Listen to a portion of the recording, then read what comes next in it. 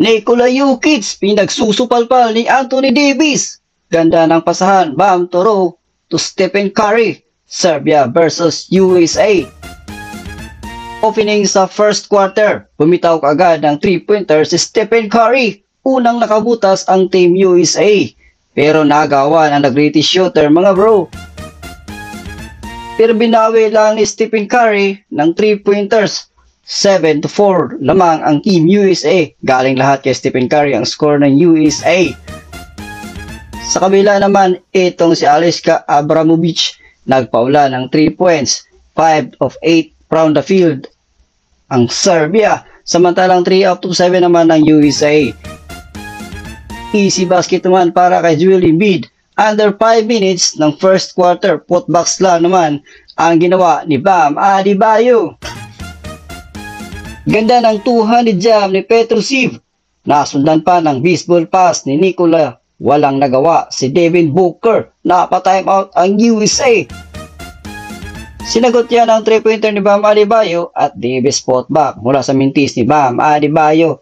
Nagtapos ang first quarter sa isa na namang baseball pass ng Serbia.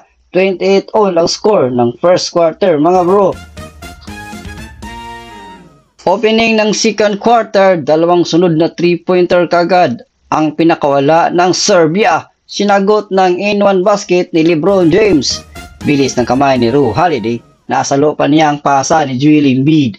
Under 6 minutes ng second quarter, may 12 points na si Stephen Curry. Pero si Nikola Jokic pasigaw-sigaw, mukhang sinabihan ng kakampi na wag nang i-pressure si Steph Curry dahil friendly game lang naman to. Nagresulta yan ng easy driving ni Steph, isa pang 4-point play mula kay Stephen Curry. Isa pang 3-point ni Edwards, napa-timeout ang Serbia. Pero si Anthony Davis nanupalpal doon sa ilalim ng basket. Walang pinatawad mga bro si Davis, pati si Joker sinupalpal.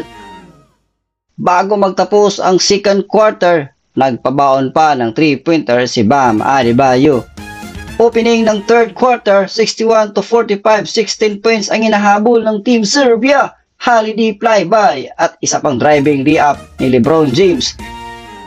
15-0 run ang ginawa ng Team USA. Tatum sa ilalim, ganda ng pasa ni LeBron James.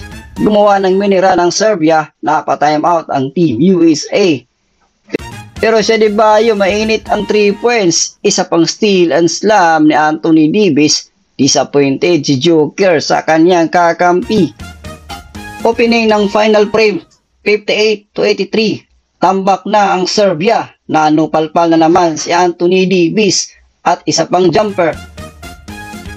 Parang garbage time na ang laban dahil sa laki ng lamang mga bro. Ganda ng alley-oop play ni Bam Adebayo to LeBron James. Sinundan pa na magandang pasahan ni Bam Toro to Stephen Curry.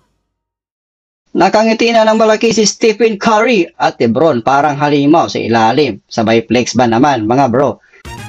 Sinubukang humabol ng Serbia pero hindi na kinaya mga bro. Sa huli panalo ang USA 105-79.